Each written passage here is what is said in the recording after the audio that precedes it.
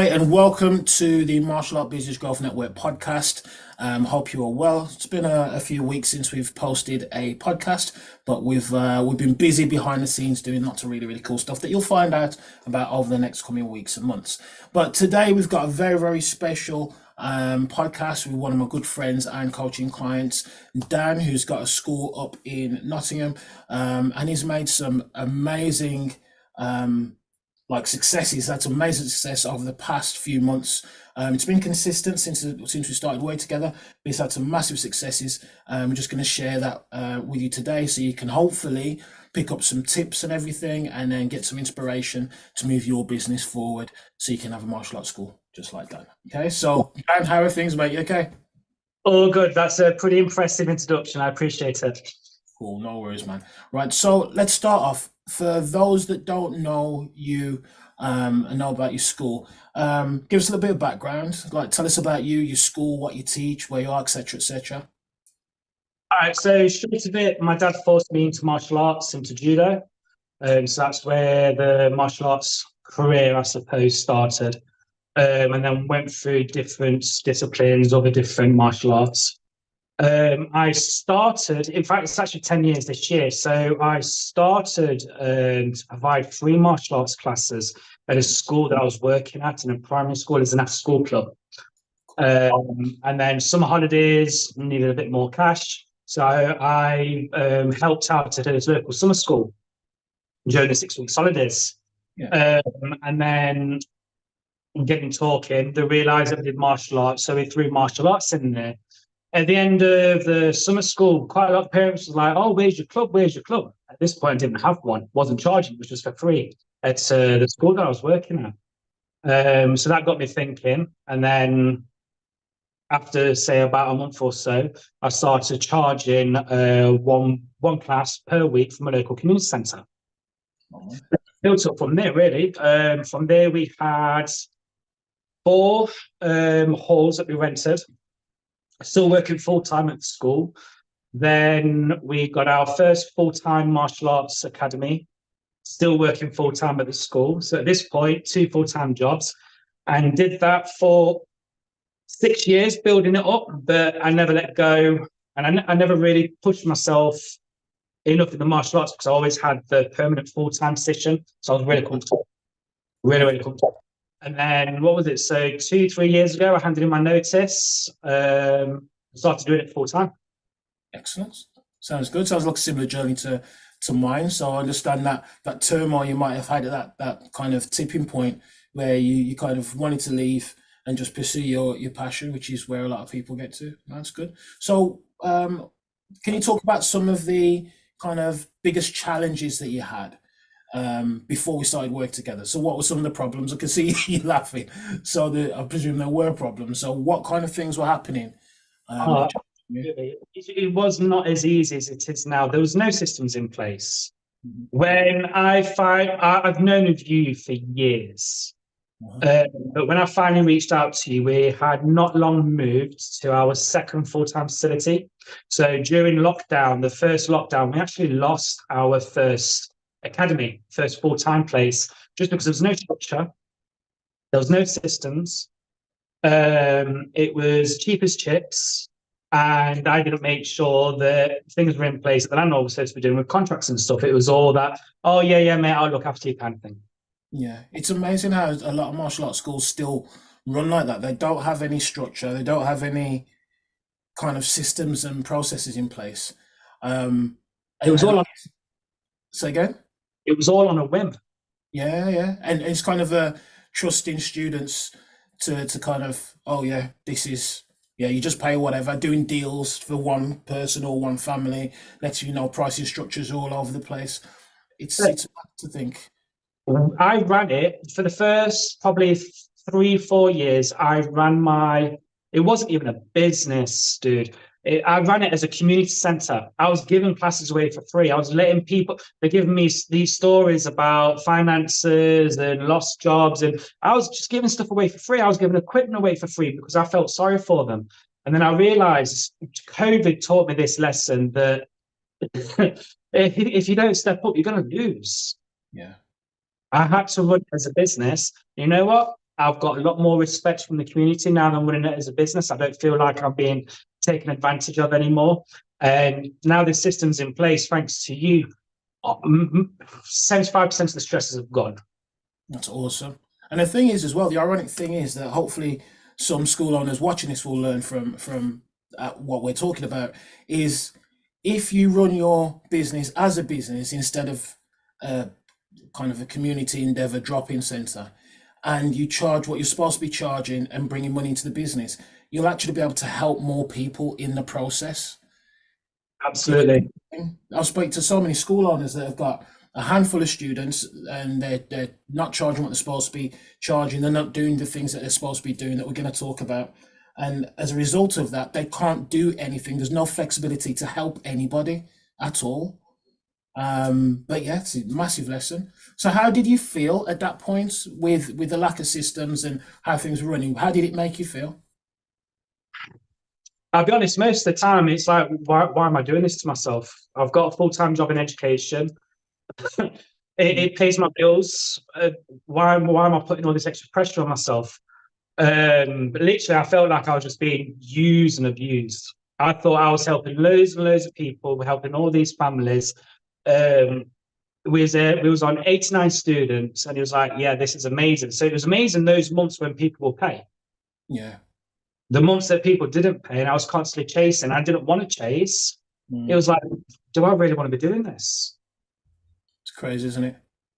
And the good news is that now, like jump forward a couple of years, you've pretty much almost tripled your revenue. Is that Oh, right? absolutely. Yeah. So, So but oh yeah. that's excellent. So it's like now, what was the turning point or the key moments that things started to kind of improve in your business? What was the key turning point for you? First thing was I had to get out of my own way. I did absolutely everything from the cleaning to the ordering to the teaching to being on the desk, making the phone calls. I did everything. And I wouldn't trust anyone else to come in and teach. I tried it quite a few times. I had multiple instructors coming out from other schools, coming into mine and teaching. And it just never, for me, it just never felt right. It never went the right way. So now it's all homegrown instructors. But yeah, back to the point. Without the systems, without getting out of my own way, I was always lost. I was always chasing my tail. There was always work to do, but I found that I was just sitting there and not getting the work done because of how much work there was to do. So there's that overwhelmed feeling. Yes.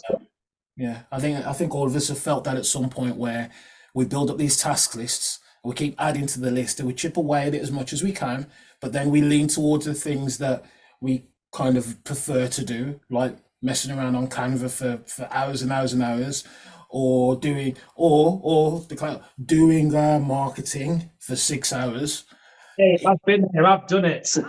Yeah, exactly. It's crazy. So usually what ends up is just like scrolling on Facebook and social media, but it just leaves you overwhelmed because you're always left with too much to do and not enough time. Yeah.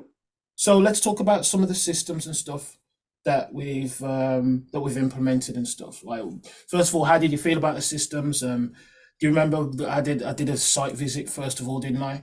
And then like have it talk to us a little bit about that. Let everybody know what's happening. What happened there? When you did a site visit, I had this ingenious idea at the time. So at the time, we only had something like 120 students. We didn't have all the classes that we had now, but we was running across 2 floors. So I decided to have all my martial arts classes upstairs. And on the ground floor, I decided to open up a mini cafe and a kids' play centre. So that was open during the day. That was run by myself and my team. So that'll be from 8:30 in the morning until the play centre shut. The play centre shut just as the martial arts was beginning. So I'll be juggling two balls, 2 different businesses at the same time. And yeah, it was stressful. I could tell that you wanted to chip in and go, you know what, Dan, it's too much. You need to focus on the martial arts. But back then, I was still new to yourself, and I don't think you wanted to quite scare me off at that moment in time. Well, Then I picked it up from you, and then I decided, what was it? It was literally 2 months later, I believe, we sold it. Sold the place, sold off the equipment, got rid of the calf, and we fully focused on the martial arts. And then we started implementing step by step the systems that you've got ready available. oh, that's awesome. I think it was a case more of I mean, that kind of structure can work. It can work. It can work in an ideal world, but you have to have the infrastructure in place to manage all of that. And at that time, I think you'll agree that you didn't have the infrastructure that was ready to manage all of that. And you were there pretty much all the time, weren't you, with your time and everything? You were there all day. I mean, what can help is that for something like that, I believe running those two different entities, you needed a manager for both. And I didn't have that.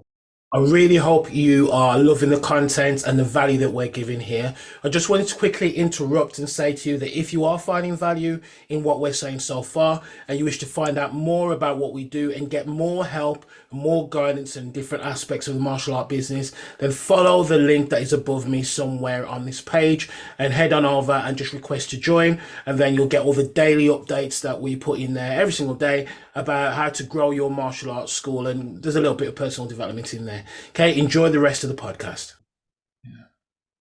The ideas that were there were great because at the end of the day, it was the first play centre in Nottingham for just little uns. Yeah. And that was a great feeder. It was like a primary school feeding into a secondary school. It was a great feeder into our mini kicker program for martial arts. We'll be inundated with loads of new students because obviously they'll come into the facility and they can see that we are predominantly a martial arts school. Yep. But yeah, without the infrastructure, without the right team in place, without the right system, it would just never work properly. It was just too much of a hassle to try and run both entities. Yeah, I mean your infrastructure has changed like drastically right now with the team that you've got and how you manage the team. Let's talk to everybody a little bit about that. What was implemented, what needed to change, what you found out or learned about yourself, and how you felt. All right, so we had a fairly big team when we first came to you, and there was a lot of us doing a lot of things, and there was a lot of repeating because we didn't know there was no targets, there was no systems to follow, and everyone was just stepping on everybody's toes, or there was people that just wasn't doing what they should have been doing. But now the system's in place. Literally, it's a three-man team. There's myself, who basically oversees everything. I oversee the classes, and then I've got two full-time members of staff. In the daytime, they come in, they do all the admin work. And in the evenings, I oversee them teaching the classes along with the ULA team. It's awesome. So it shows that you don't need to have a massive team to run a successful martial arts school, especially now with all the AI stuff and everything that we're going through and like launching something special as well. So yeah, it proves that you don't need to have a massive team. What about have you learned anything from the program about how the team needs to function for success? Yeah, don't micromanage. It's that simple. It's not simple. Okay. Learn, and I believe the way that people learn is by making mistakes. I have to let them make the mistakes. Mm-hmm. The main mistake is not following the system. Yeah. System.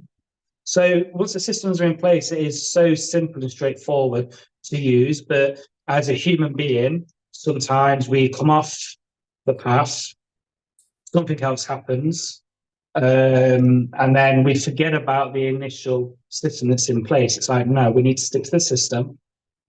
I'll make improvements if we need to, but this is your course, this is your path, you follow this. Very true. Very, very true. Like with your team, you've got your main full-time instructors as well, but you also have helpers. How many helpers do you have, and how did that come about? So we run what's called the ULA team. Yeah, Ultimate Leadership Academy. There's currently, off the top of my head, 28 in total. Brilliant. So what happens is, as I've said previously, we have 2 programs running at the same time on both floors. So I'll have 2 mini kicker classes running at the same time. I'll have a main instructor downstairs and a main instructor upstairs.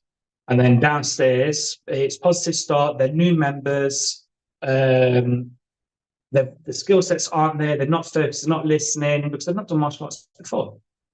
So I have the more the percentage of my team downstairs doing 1-on-1 or 1-on-2. Black belt leadership upstairs. They've been through that process.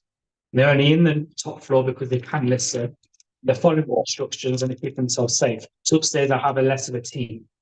But like I say, downstairs, last Sunday we had just under 30 students in the positive start class downstairs, and there was 18, 17. There's 17 or 18 ULA members downstairs providing one-to-one guidance and support. Wow. And parents, it's not just one instructor to a class full of kids. They are focused. They're on point. Every time a child temporarily loses focus and they go over and they look at what someone else is doing, they don't get a chance because the ULA member's right, let's go. So the parents are getting value for money, 100%. We're seeing a massive improvement in the focus and the skill set of each and every child here. And it's because we've got this ULA program. And what are the thoughts around the ULA program? Oh, mate. What does it teach the guys? It's so simple, yet so important. At the same time, literally, it's a plug and play. Yeah. You download it, you click a button, and you play. Awesome. Good. For a business, it's a simple system to use. But like I say, for the parents, they gain so much value. And the students' skill sets improves massively. So it's like having a permanent one-to-one in martial arts. Excellent. That sounds good. What about instructor development? So developing instructors, that's another system that a lot of people are lacking. How have you found it? What were your struggles before you were doing it? What else have you tried? And then what is the result that you're having right now with your instructor development? So I'll be completely honest. There wasn't one to begin with. It was all me. I wouldn't be consistent enough. So 1 month we'll meet up a couple of times. Yeah. Another month we wouldn't meet up at all. Another month we'll spend way too much time on it. Because of the system that we've got from yourself, it's regimented. I honestly thought you was crazy when you told me, no, you only need to meet up this amount of times. It's like, no, Rick, I need to be doing it more than that. We need to be meeting up every week. What are you talking about? It's like, look, just trust me. This is the system that I've been implementing at other schools for myself, and it works. Honestly, I thought it was crazy. Yeah, it does work, doesn't it? If anybody wants to find out about that Instructor University 2.0, then reach out and I'll let you have a look. But I mean, with all of this going on, I know that some instructors will be watching this. They'll be wondering, time, how do you manage your time? Because you're a family man, you're married and you got kids. So how do you manage your time, and what are your lessons around your time management that's led towards this massive growth in your business and realizations? So at one point I was working 7 days a week. But the academy wasn't open 7 days a week. We're closed Mondays, Tuesdays. So that's perfect, especially when it's bank holidays. That works out a charm for us. It's only recently, after a discussion with yourself, probably a month or so ago, I'll be here from 10 o'clock in the morning until 9 o'clock in the evening. During that time, I'm only getting probably 1 hour, 2 hours worth of work done. Yeah. The rest of the time, I'm not actually getting the work done. A lot of people fall into the same trap. Yeah. But it's like now, so the lads, they start at 12 o'clock. They're 8 till 8, so they're doing 8-hour shifts.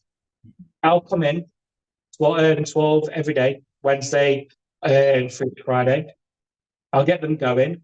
then I'm off. I'm going to go off and do what I need to do. I'll come to the classes.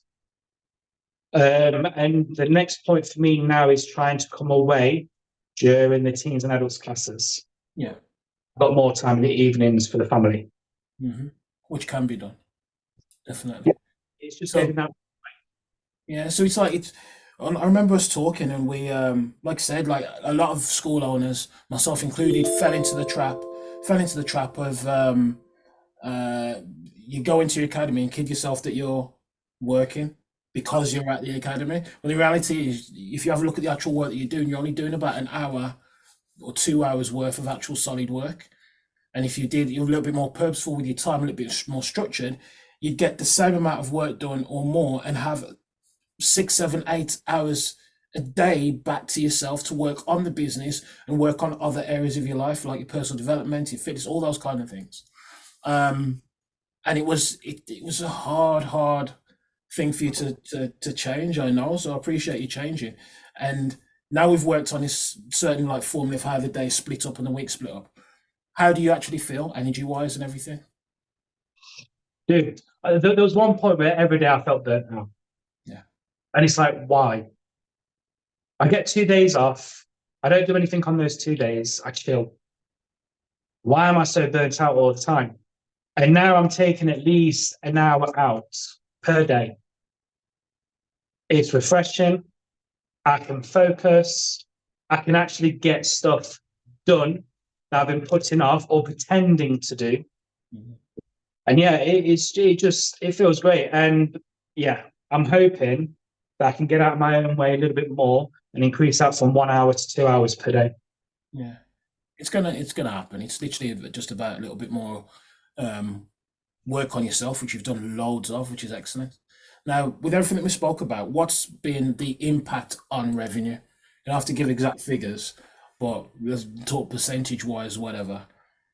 So I'm only going to go as far back as when I first joined your team. Yeah. So from when I first joined your team to now, is it just over? Just over. So we've improved by 100%. Brilliant. We've doubled where we were when I first joined your team. Excellent. And working hours on a smaller team.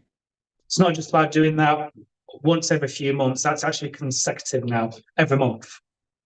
Brilliant. And that's the thing, and the key thing there as well is you've doubled your business with a smaller team and working less hours. Oh yes, it's crazy when you say it. So what about personal development, personal growth? Because that's a big part of the program. Say again. It's like you had a magic wand. I wish. But yeah, so what personal development is a massive part of the program. And I know it's a part that you've really embraced and you've really, really worked on. It's commendable how hard you've worked on not just your personal development for yourself, but personal development in order to mentor and nurture your team. Which is a massive, massive thing. It's not easy managing people. Something I know I struggled with in the past. So what are your thoughts about personal development and how did you feel about it and what change have you seen? The easiest way to describe it is letting go. Yeah. It's a control freak. I wanted it done my way. I only wanted to find people to work with me that would do it my way. I had to realize very, very quickly that I am a very unique individual with high expectations and high standards, and other people are not like me. Mm-hmm. They are their own person. They are their own people. They do things their way. And before I met you, I did realize this, but because there was no systems in place, they'll go right off a tangent. Yeah. But now there's systems in place and I've made tweaks so it suits me and my business and my structure. It's easy for the team to follow, but I'm able to step back and allow them to do what's needed to be done rather than overshadowing them and constantly asking them and try and tell them what to do and which way to do it. There's a system in place that they now just follow. So I can just step back It's like all the meetings. You did rip me at one point. Why are you having all the meetings, Dan? What's all these meetings about? Just let your team work. So now we'll just have one main meeting once a week at the beginning of the week. Then we'll have little tiny catch-ups. How things done, how things are going, and then off you go. Yeah, that structure is a game changer. I mean, I didn't make that structure up. I learned that from one of my ex-mentors who runs and mentors multi-million pound companies across the States and Canada. And when it comes to knowing his stuff, he really does know his stuff. And that was a game changer for myself. So I understand how impactful that is having like your Monday morning meeting, and then you have your other specific checkpoints in the system and ways of structuring those checkpoints to make sure that everything's done properly. So well done. Well, that's good. So what advice would you give? Just to prove this is what I used to do. Right, you know that CGI screen at the back of you? Yeah, You've got a massive board table, haven't you? yeah. I would sit at the head of that board table every single day, bashing my pen on the table. Why isn't this done? Why isn't that done? You know what I did to stop that? I'm just going to pan this round a second. We've got a board table. I actually had the board table. I've taken the board table down to stop that from happening and made it a little bit more relaxed, a little bit more chilled. But because there's a structure there, I can follow the structure. My team can follow the structure. There's no need to have that conference table in my office and demand why this isn't done. Why haven't you done it this way? It's a lot more relaxed. My team are easy. My team love their job. They've got a passion for what they do. And I've got my passion back for what I want to do as well. I don't want to be stressing. I don't want to be chasing. I don't want to not enjoy what it is that we do here. No, that's awesome. That's so important, isn't it? It's not a dictatorship. I think I think one of the issues with the arts is we come up with our belts, so we get our downgrades and all that stuff, and we're instructors and we're school owners. We have all these labels, and then on the mats we kind of want a certain level of discipline and respect and hierarchy, and refer to me as this and that. But then it's when you try and translate that into the working day, it doesn't work. It really doesn't work. There still needs to be discipline and respect and a hierarchy and everything. But a working culture is different to a martial art mat culture. An hour on the mats with somebody who is the boss that you have to call sir or sensei or guru or whatever is very different to in the daytime for 8 hours with that regimental kind of structure. And that's where we need to understand we do still have to wear a couple of different hats and nurture people in a way that is best for them, not just best for our ego. But that's brilliant. It's if you wear that black belt for a 12-hour day every single day, it's going to start to slowly wear you down as well. I'm glad I don't have that mental mindset anymore. When it's business time, it's fun. We can have a laugh. Systems follow. But then when it comes to martial arts, the belts go back on and then we're serious. Yeah. So that's the only time that we need to be serious is when we're teaching. Obviously, we had a bit of fun in there as well. Yeah. But there has to be a massive difference between on the mats and off the mats. You can't run a martial arts school like a black belt martial artist. Yeah. It will ruin you. Yeah, it's true. I mean, it's kind of it's remembering that we're in the people, person to person business. We're in the martial art business, but we're in the like communication, connection business. That's what we do. And we need to connect with people differently. In the martial art mats, we're connected with people for their individual reasons. And then in the daytime with our team, we're connected with them for very different reasons. So it's getting that understanding. And some people can't understand the difference between the two, but luckily we've got that sorted. Now, next question is, what would you say to anybody else that wants to have a martial arts school and achieve like similar successes to yourself? Sorry, say that again. What would you say to any other school owners watching this that want to achieve the same results that you have and be where you are? What advice would you give them? It's so easy. Get the system, implement the system. Definitely. It's that simple. It's not rocket science, and it is like just waving a magical wand. It really is. It is so. I wish I knew now what I should have known years ago. Yeah. I'll be way ahead of where I am now. I made it so complicated because I had a black belt mentality for the business side of it. There was no systems in place. Constantly reinventing the wheel. Honestly, just guys, just get the system and implement it.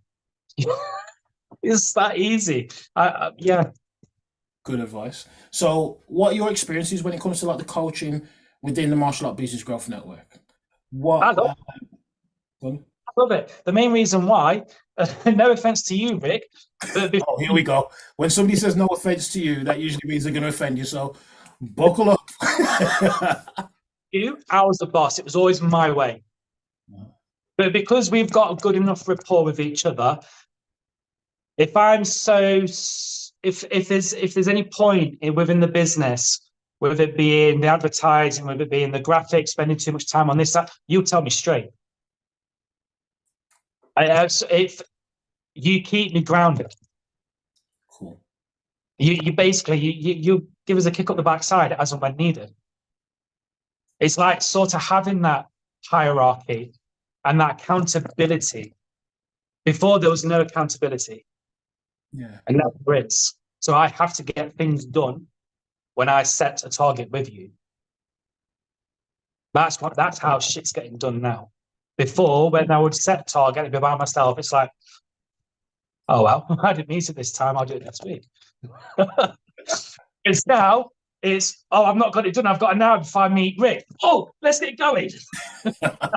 Well, there's also accountability with the rest of the community, the rest of the Growth Network community.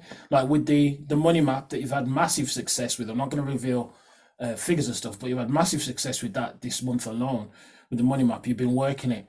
You've been communicating exactly with everybody else what you've done, what you haven't done, any challenges you might have had, and that has led directly to the success that you've had this month, financial success. So, what would you say about the community? Have they helped or been around people like that to look up to or help up? What are your thoughts? Yeah.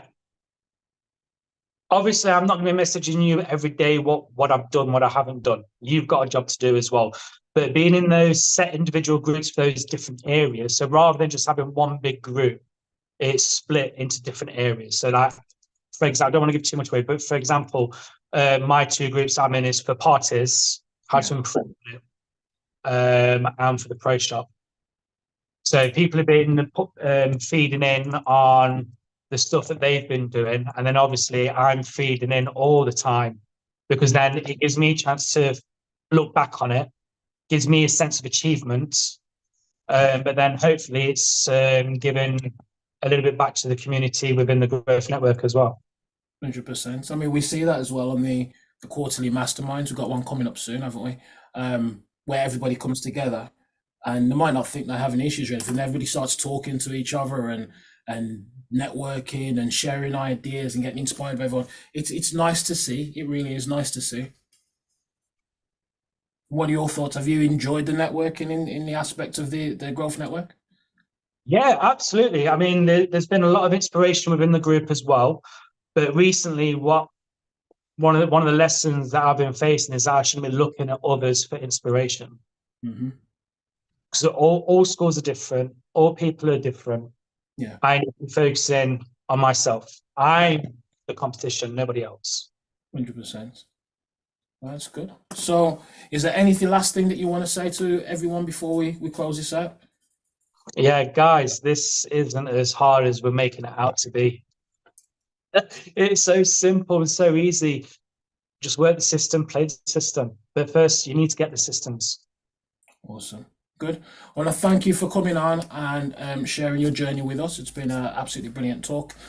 Guys, if you are interested in finding out more about the Martial Art Business Growth Network, what we do, how we can get you from where you are to, 10K per month is the first benchmark, and then way beyond that, then just reach out. You can actually get started on our program for nothing, but you need to reach out, have a chat with me, and then if it's a suitable fit, then we can move forward. Also look out for a couple other things that we're doing. AI Advantage is going to be released soon. and ways to leverage your business using AI. So you don't need to have a massive team. You can leverage AI to do a lot of the heavy lifting. That's it. So thank you again, Dan. I'll see you on our next coaching call. And guys, take care, and I'll speak to you all soon.